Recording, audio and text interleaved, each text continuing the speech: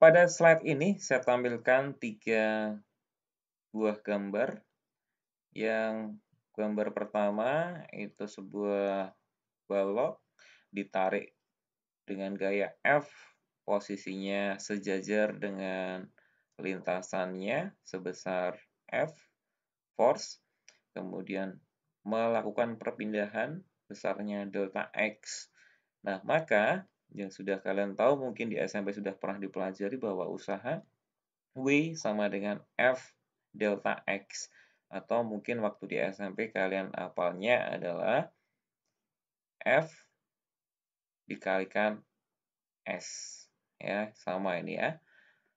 Itu jika posisinya horizontal. Jadi lintasan dengan F sudah horizontal. Nah, begitu pula untuk gambar yang kedua.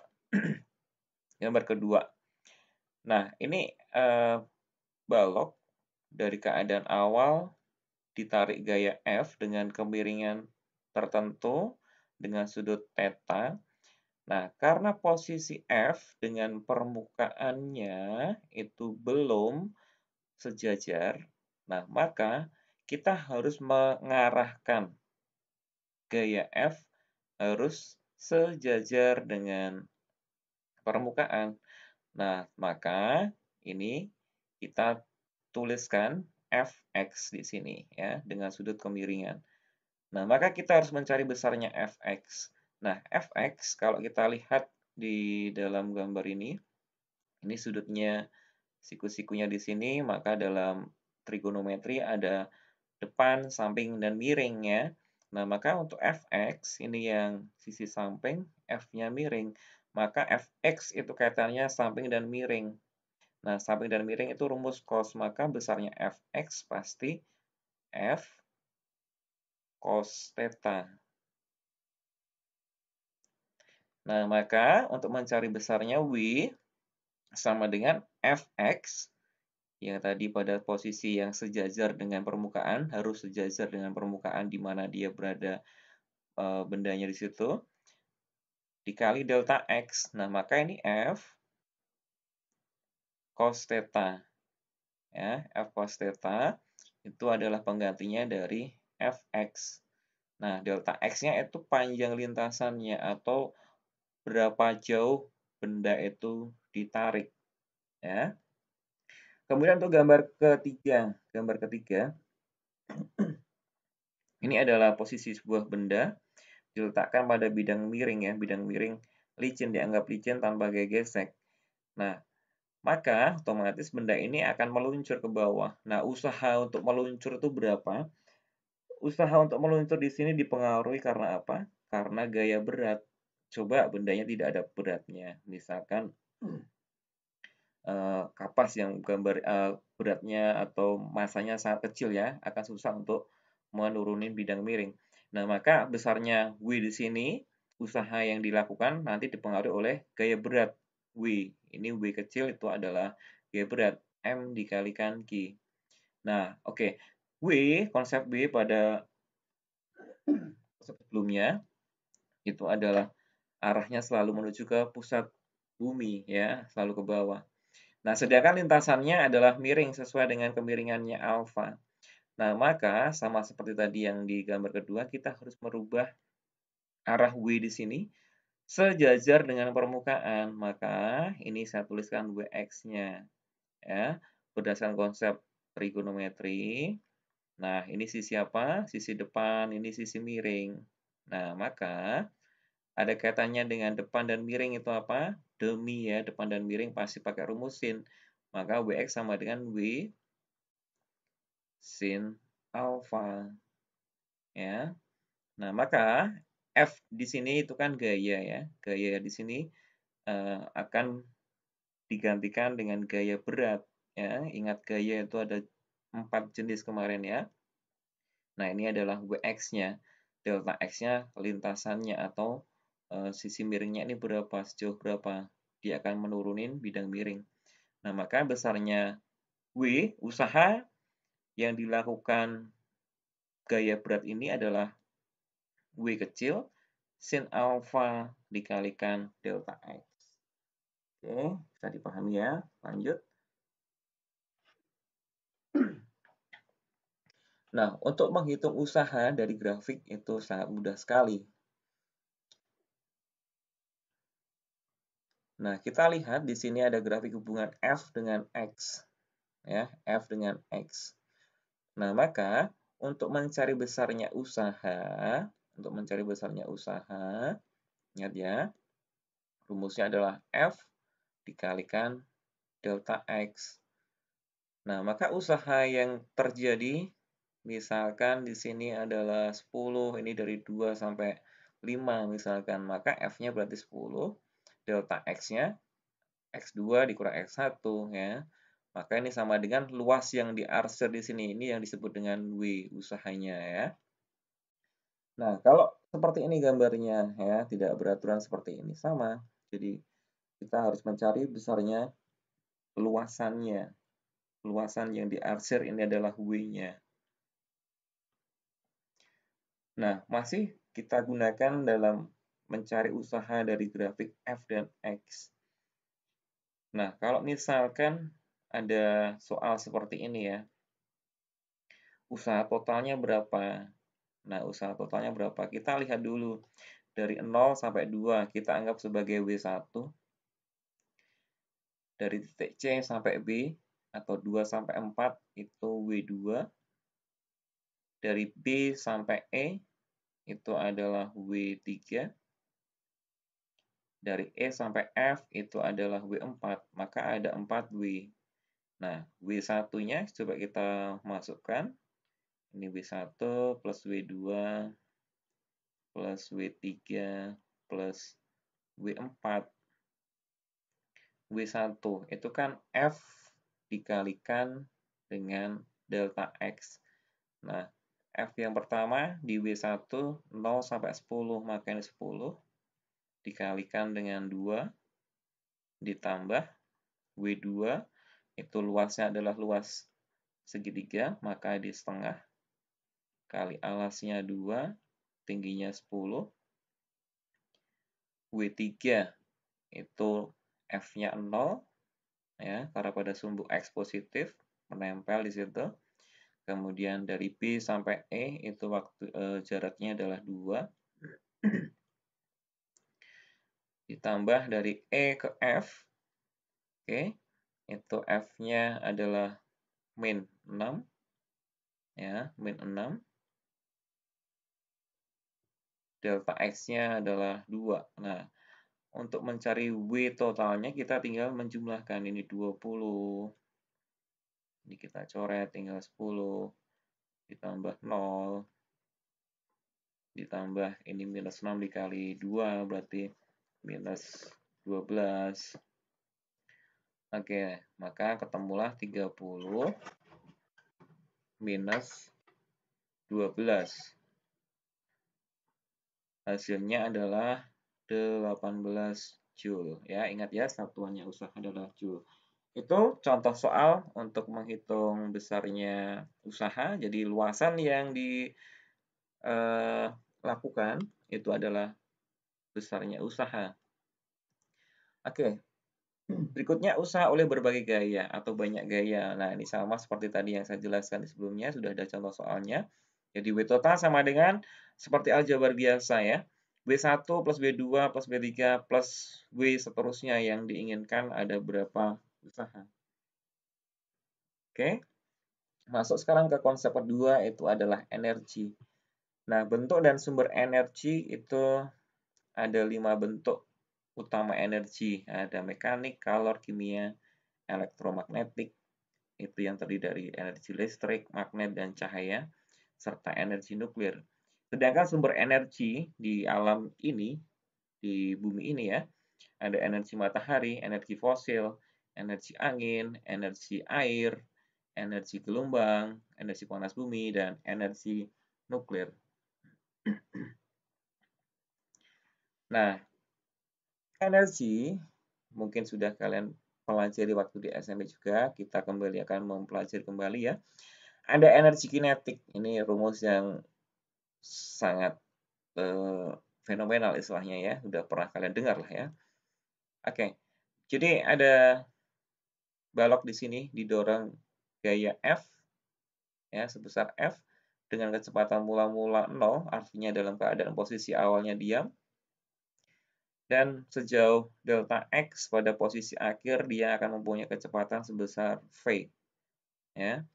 Nah, ingat, kita akan mencari besarnya EK. Ya. EK sama dengan F delta X. Ya.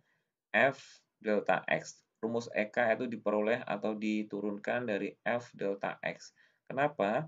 Karena energi, ya, ini kan bentuk energi ya, energi kinetik. Jadi kita bisa menuliskan bahwa rumus energi itu adalah F delta X. Karena energi itu hampir sama dengan usaha. Jadi E sama dengan W ya. Nah, W sebelumnya kan sudah kita pelajari bahwa rumusnya adalah F delta X. Nah, maka kita akan mencoba menurunkan besarnya persamaan EK. Nah, kita akan mengkombinasi dengan rumus GLBB ya, GLBB. Rumus GLBB yang delta X. Delta X sama dengan VO dikali T plus setengah A T kuadrat. Nah, karena keadaan mula-mula di sini posisi awal itu 0, maka ini langsung 0. Ditambah setengah. Ya, ini A T kuadrat ya, tinggal A T kuadrat. Nah, ingat, percepatan itu adalah perubahan kecepatan dibagi waktu ya.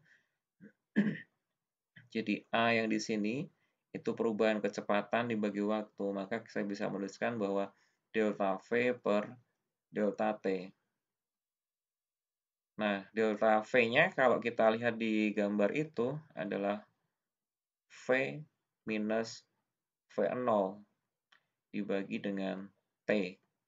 Nah, karena V0-nya itu 0, ya, V0-nya itu 0, maka tinggal menyisakan V per T.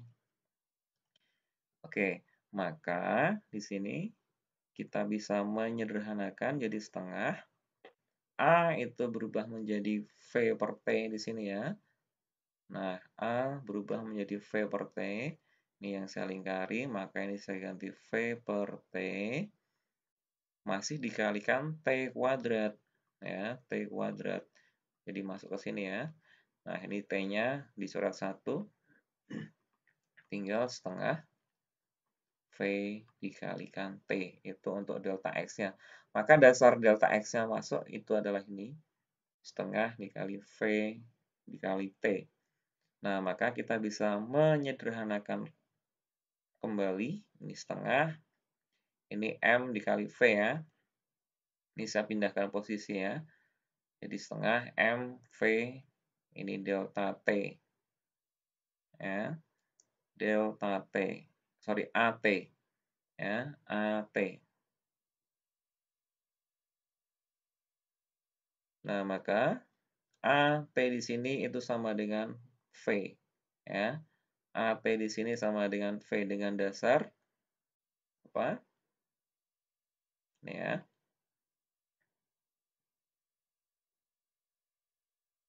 Dari dasar dari sini ya. Jadi A sama dengan V per T, maka V sama dengan A dikali T. Ya. Maka kita bisa mengganti A, T-nya di sini menjadi V ya. Oke. Maka karena di sini ada V-nya itu 2, disimpulkan bahwa rumus energi kinetik adalah setengah mv kuadrat. Nah, itulah penurunan rumus dari energi kinetik. Bisa dipahami ya. Oke, lanjut. Berikutnya teorema usaha dan energi. Ada posisi awal, ada posisi akhir.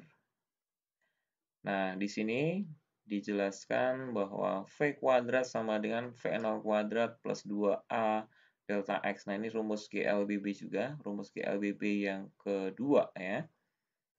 Nah, maka kalau kita buat persamaannya, nah ini ya, Nah, ini V sebelum ketemu ini mungkin sudah bisa dipahami ya. Jadi V kuadrat, ini pindahkan ruas ya, minus. Karena di sini ada V1 dan V2, V0-nya ini akan menjadi V1, ini tadi V2 ya, kuadrat, sama dengan 2A delta X. Nah, maka ketemunya di sini di bawah ini V2 kuadrat min V1 kuadrat dibagi 2 sama dengan A delta X. Nah, F delta X ya, F delta X. Artinya bahwa delta X itu ada perubahan posisi ya. Jadi di mana bahwa F delta X tadi kan sama dengan setengah MV ya. Nah, maka karena di sini ada perubahan posisi, perubahan kecepatan, maka teoremanya adalah F delta X sama dengan setengah MV2 kuadrat minus setengah MV1 kuadrat.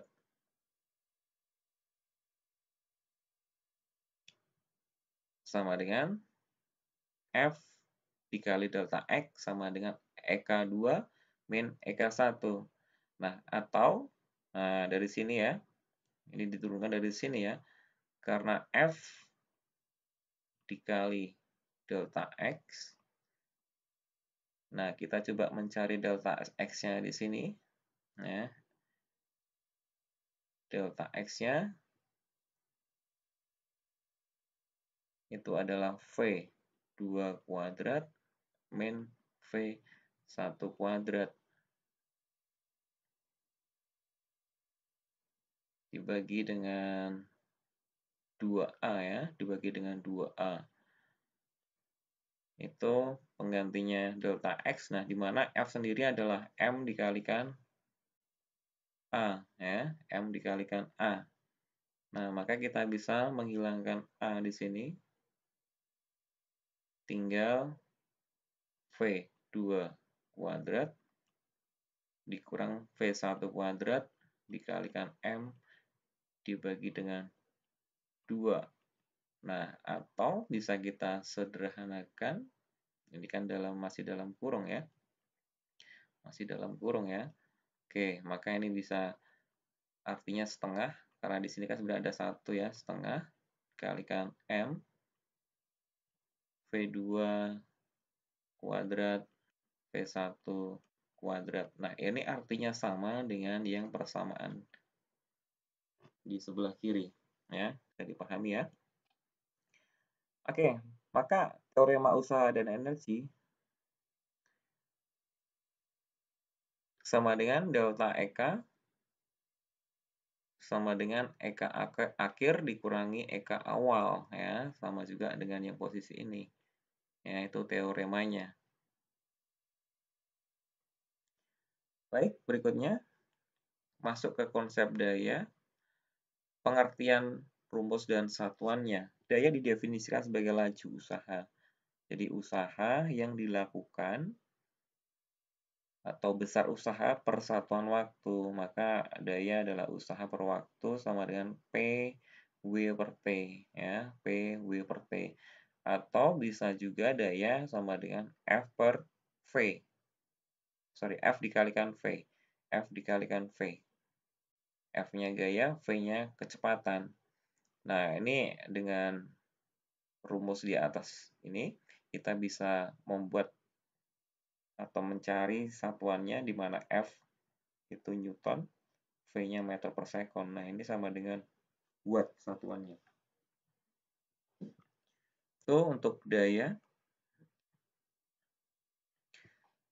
Nah, dalam konsep daya keseharian, ini ada dua contoh. Mobil A dengan berat sama dengan mobil B. Mendaki bukit lebih cepat daripada mobil B. Kita katakan mobil A memiliki daya lebih besar daripada mobil B. Bola lampu 80 watt memiliki daya lebih besar daripada bola lampu 25 watt. Ketika keduanya dinyalakan, lampu 60 watt menyala pasti lebih terang daripada lampu yang 25 watt. Ya, itu konsep dalam kehidupan sehari-hari tentang daya. Nah, berikutnya usaha oleh gaya konservatif. Gaya konservatif itu nanti akan dijelaskan di konsep berikutnya. Apa sih gaya konservatif? Nah, gaya konservatif itu dilakukan salah satunya adalah usaha oleh gaya berat. Di mana di sini ada massa yang jatuh ke bumi karena pengaruh gravitasi ya. Nah, maka setiap massa di atas permukaan bumi itu mempunyai gaya berat namanya W sama dengan M dikali G, ini permukaannya. Nah, selalu menuju ke pusat bumi. Maka usaha yang dilakukan oleh gaya berat dengan ketinggian tertentu, ketinggian H ya, misalkan di sini H-nya. Nah, W konservatifnya adalah minus MGH. Minus MGH. Minus di sini artinya dia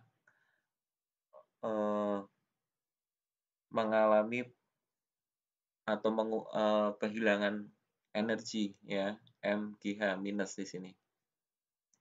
Dimana kalau misalnya kita mau mencari ke dalam ketinggian tertentu, itu H2 minus H1. Oke, di sebelah kanan ada usaha gaya berat, jadi W sama dengan M dikalikan G. Jadi usaha yang dilakukan oleh gaya gravitasi, W sama dengan M dikali G selalu konstan dalam perpindahan posisi 1 ke posisi kedua. Nah, maka ini ya, posisi 1 ke posisi kedua, ini ada delta H. Oke, jadi delta H-nya itu berapa, ya kan?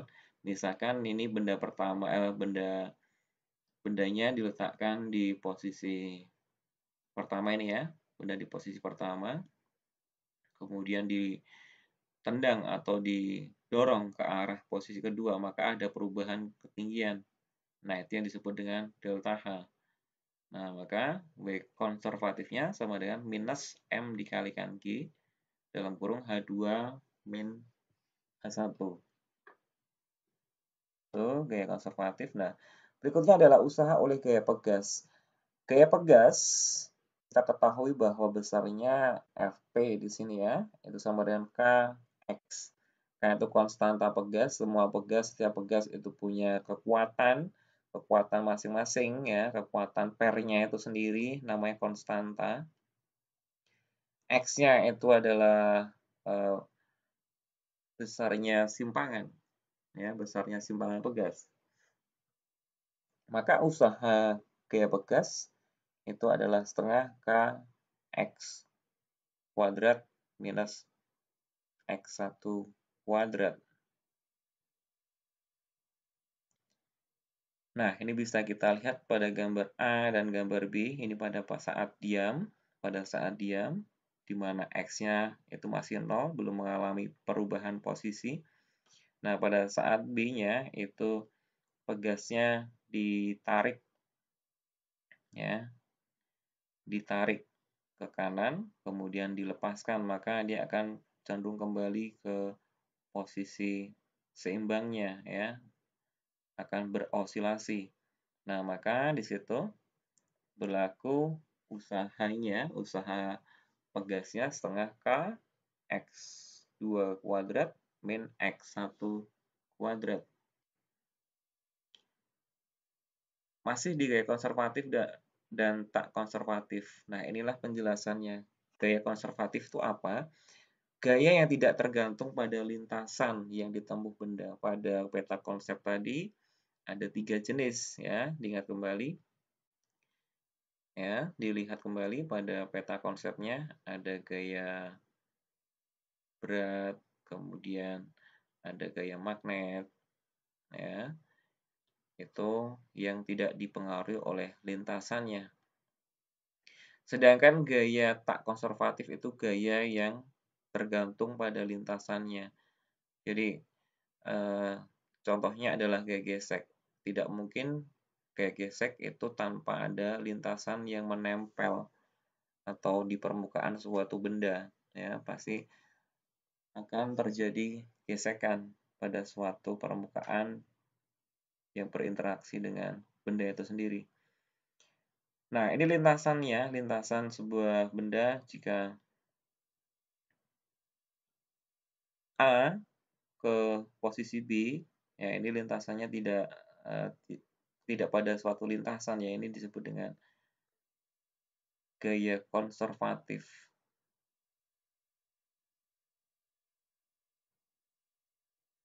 Berikutnya yang ketiga, hubungan gaya konservatif dan energi potensial.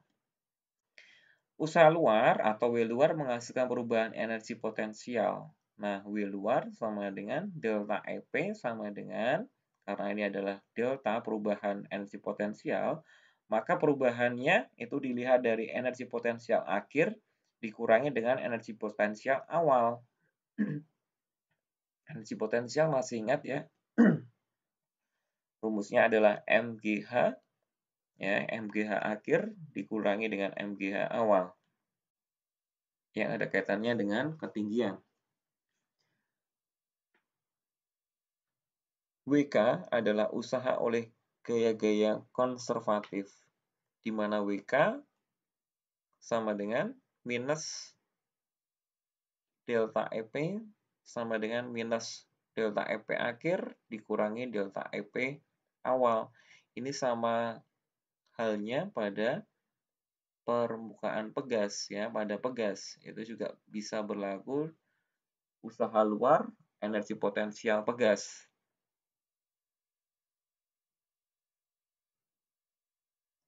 Konsep yang keempat, nah kita akan mencoba membedakan ya berbagai rumus energi potensial. Nah, energi potensial gravitasi konstan ini rumus yang mungkin juga sudah melegenda yang kalian sudah hafalkan waktu di SMP. Jadi EP konstan gravitasi ya MGH. Kemudian energi potensial gravitasi yang berhubungan dengan hukum Newton itu EP gravitasi sama dengan minus G itu konstanta gravitasi, M-nya itu massa bumi, M kecil itu adalah massa benda itu sendiri di atas permukaan bumi, R-nya itu adalah jari-jari buminya. EP pegas, nah tadi sudah kita pelajari besarnya adalah setengah K X kuadrat atau setengah K delta X kuadrat. Nah, berikut ada contohnya. Sebuah mobil dengan massa 1.200 kg bergerak dari titik A ke titik B. Nah, ini ya, bergerak dari titik A ke titik B, kemudian ke titik C. Ada 3 titik. Berapakah energi potensial di B dan C terhadap titik acuan A? Oke, kita coba akan menjawab nanti satu persatu. Pertanyaan B, berapakah energi potensial ketika mobil bergerak dari B ke C? Oke, mari kita coba menjawab di mana massanya diketahui 1.200, percepatan gravitasi kita pakai 9,8. Nah, ini penjelasannya seperti ini. Titik A kita pilih sebagai acuannya. Artinya pada A, ketinggian HA itu 0, kita anggap 0 ya, karena acuannya. Ketinggian B dan C terhadap A adalah sebagai berikut ya. HB itu dari acuan A itu 10 meter, kemudian HC-nya, nah itu dia turun, posisinya turun dari A ya, arahnya ke bawah, di bawah A, maka minus 15. Nah, maka dengan persamaan energi potensial konstan ya, EP sama dengan MGHB ya pada saat titik B. Maka kita bisa langsung masukkan M-nya 1.200, G-nya 9,8, ketinggian B-nya 10, dan E pada PC-nya MGHC 1.200 kg dikali 9,8 dikali minus 15. Nah, ketemunya seperti ini. Nah, pertanyaan A sudah terjawab. Sekarang untuk pertanyaan B. Perubahan energi potensial dari B ke C. Oke, maka kita bisa menggunakan rumus delta EP. Perubahan energi potensial yaitu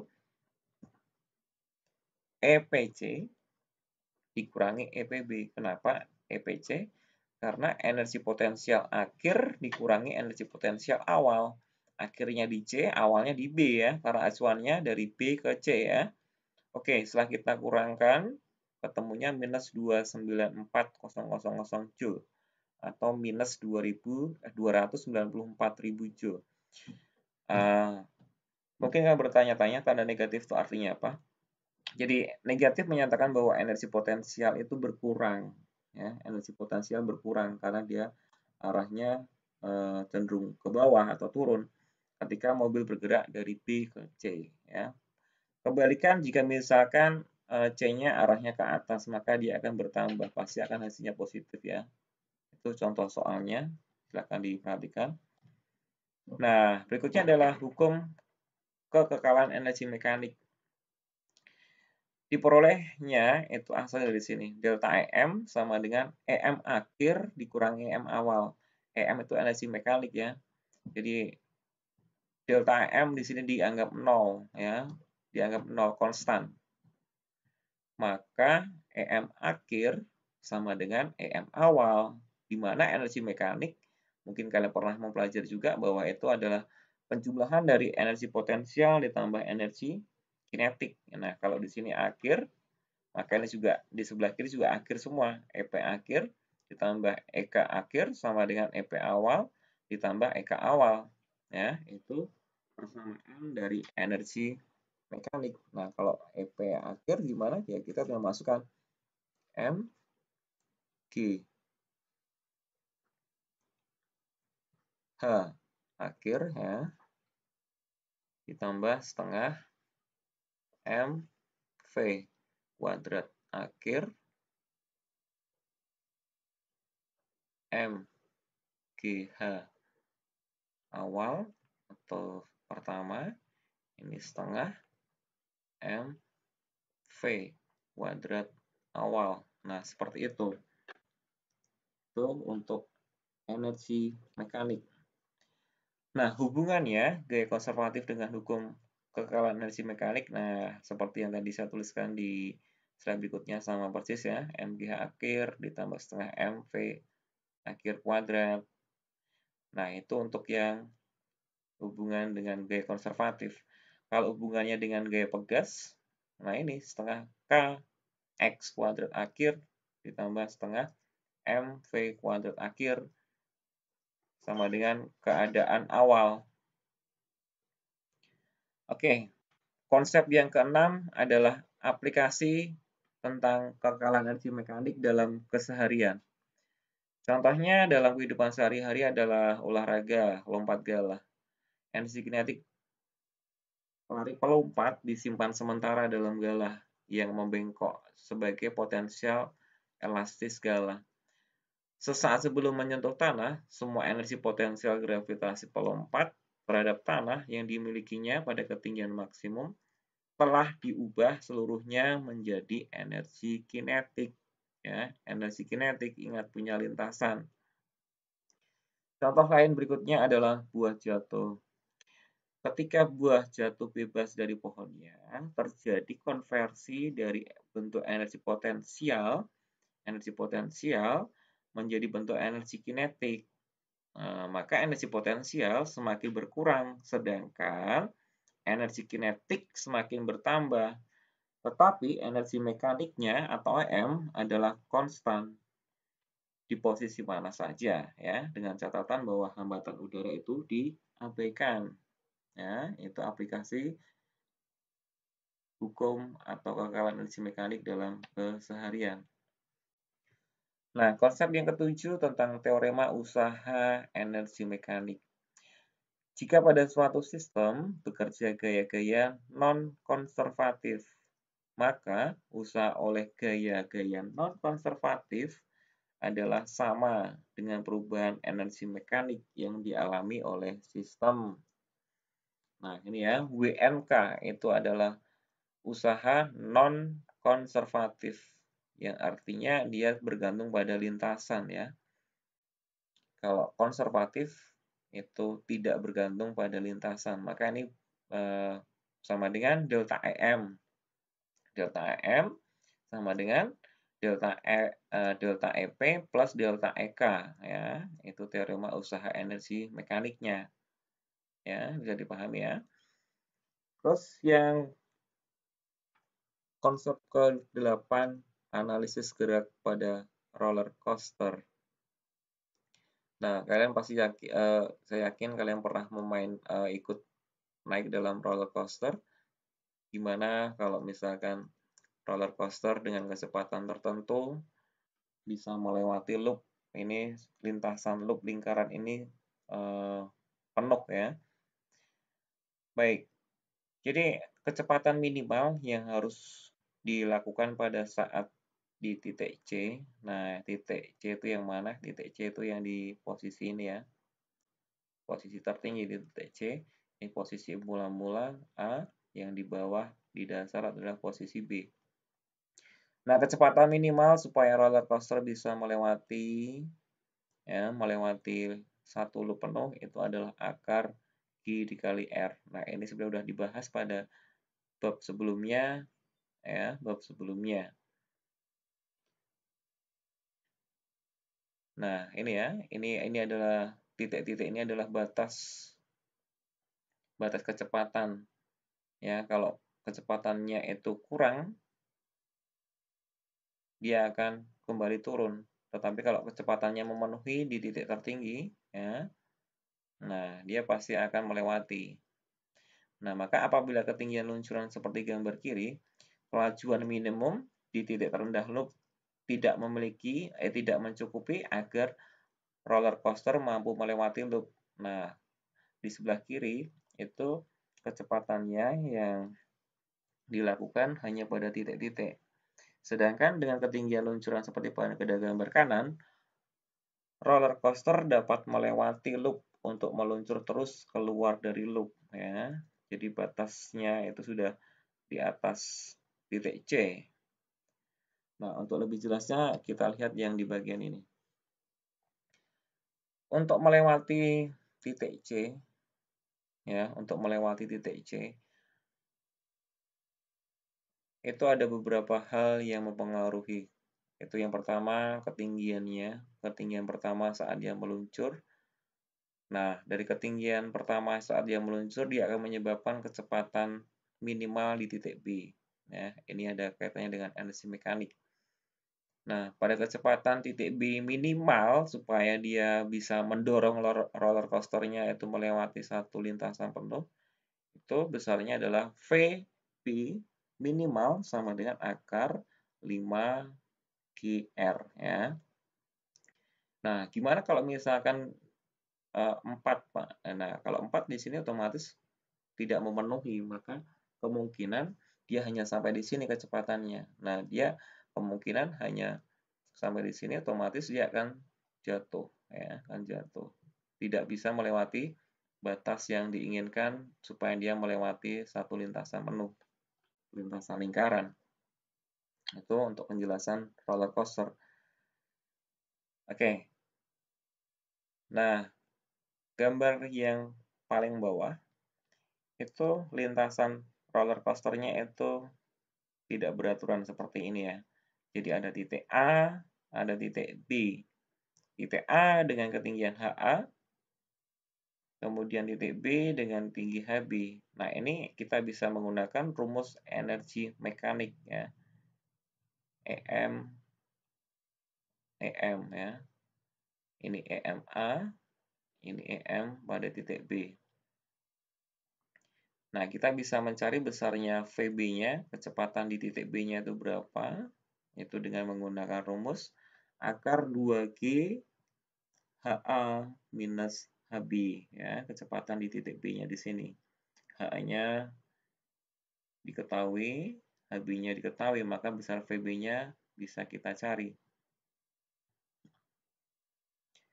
Jadi penjelasannya sebuah roller coaster pada lintasannya energi mekanik sepanjang lintasan. Jika semua gesekan diabaikan, maka EM sama dengan EP plus EK sama dengan MGH plus setengah MV kuadrat. Jadi ini EP-nya itu MGH, EK-nya adalah setengah MV kuadrat. adalah selalu tetap. Oke, itu penjelasan tentang usaha dan energi pada bab 9 materi kelas 10. Silahkan dilihat videonya ya. Jangan lupa like dan subscribe-nya. Terima kasih.